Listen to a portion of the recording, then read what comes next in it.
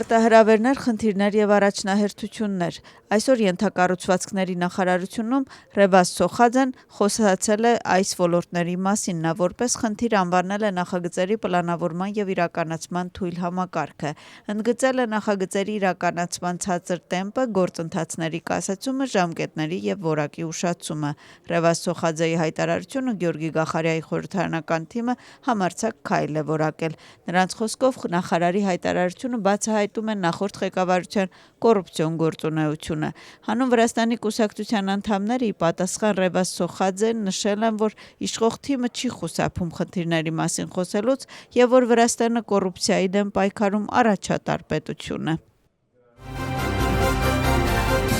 Վրացական երազանքի սահմանադրական հայցի հասցեատերերը հայտարարում են քաղաքական եւ իրավական պայքարի մասին։ Ազգային շարժումը, Նորը եւ Լելոն իշխող թիմի դեմ այս երեք ընդդիմադիր կուսակցությունները հակասահմանադրական ճանաչելու եւ դրանք արգելելու հայցը գնահատում են որպես դասական բռնապետական քայլ։ Ազգային շարժումը եւ Նորը նշում են, որ այս փուլում դեռ չգիտեն արդյոք կունենան փաստաբան որպես պատասխանող թե ոչ, սակայն հաստատ գիտեն, որ փողոցային բողոքի ցույցերը ակտիվորեն կշարունակվեն։ Ինչ վերաբերում է Լելոյին, ապա նրանք արդեն բողոքարկել են կուսակցությունների արգելման հարցը դատարանում։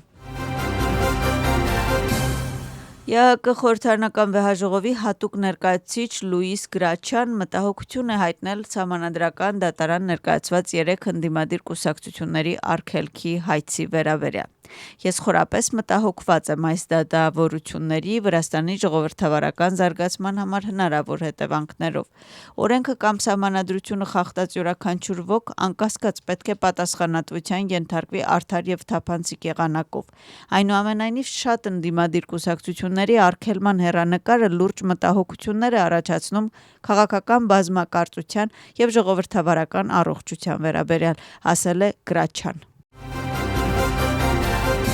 Եվրախորհրդի խորհրդարանական վեհաժողովում Վրաստանի հարցով զեկուցողներ Էսիտե Էստելան եւ Սաբինա Կոդիչը մտահոգիչ են համարել իշխող կուսակցության դիմումը սահմանադրական դատարան երեք ընդդիմադիր կուսակցությունների արգելման վերաբերյալ։ Ինչպես վեհաժողովը ընդգծել է, Վրաստանում ժողովրդավարության եւ օրենքի գերակայունության պաշտպանության վերաբերյալ իր վերջին բանաձևում ժողովրդավարական ընդդիմության արգելումը գործնականում կհաստատի միակուսակցական բռնապետության եւ անհամեմատելի կլինի Եվրոպայի խորհրդի անդամակցության հետ։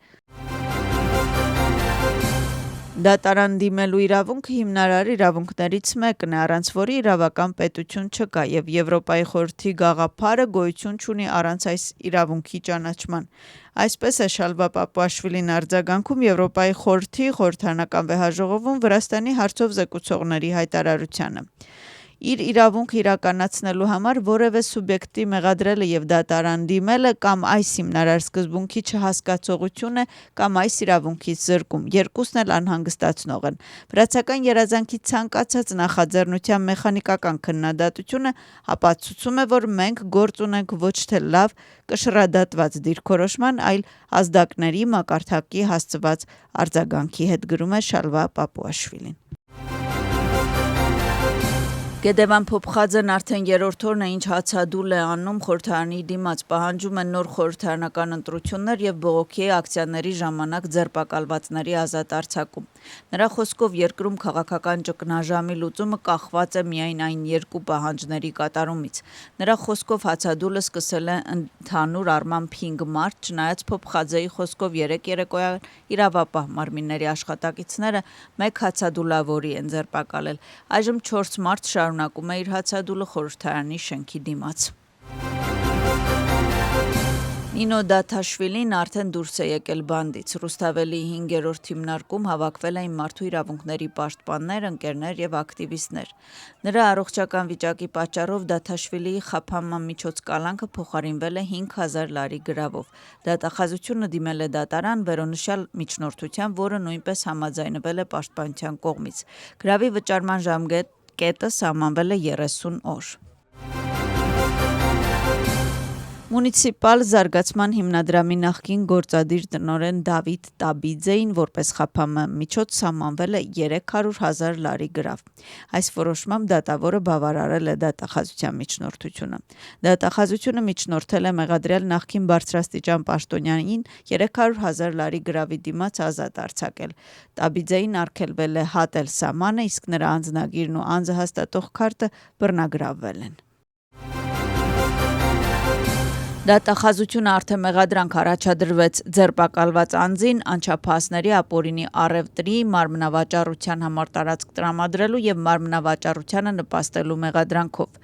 Նա 1997 թվականին ծնված տղամարդ է։ Հետաքննությամբ պարզվել է, որ մեղադրյալը նախնական իմացությամբ սեռական շահագործման նպատակով անչափահաս աղջկան իրենով է արել եւ նրա հետ աշխատել է իրեն պատկանող մերսման սրահներից մեկում։ Ապացույցները նաեւ ցույց են տալիս, որ անչափահասը այդ կերպ վաստակած գումարի կեսը վճարել է ձերբակալվածին։ Հանցագործությունը նախատեսում է 12 տարի ժամկետով ազատազրկում։